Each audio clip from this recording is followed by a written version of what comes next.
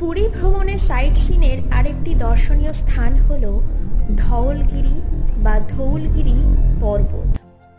ওঠার পথে এরকম গণেশের মূর্তি দেখা যাবে। পর্বতের চূড়ায় আছে একটি বৌদ্ধ শান্তি স্তূপ, যেখানে বুদ্ধদেবের 4টি মূর্তি দেখতে পাওয়া যাবে, আর দেওয়ালের গায়ে আছে তার জীবনের বিভিন্ন চিত্র। সম্রাট অশোক এই স্থান জয়ের আশায় মরিয়া হয়ে গেছিলেন। আজকের এই উড়িষ্যা তৎকালীন ছিল কলিঙ্গ। হয়েছিল এখানে কলিঙ্গ যুদ্ধ। সামনে যে স্থানটি দেখা যাচ্ছে সেটি হলো দয়া নদী। এই দয়া নদী রক্তে ভরে গেছিল। বুদ্ধস্তূপ থেকে কিছুটা নিচে এলেই দেখা যাবে গুপ্ত সুড়ঙ্গ বা গুপ্ত গুহা, যেটা চলে গেছে খণ্ডগিরিতে।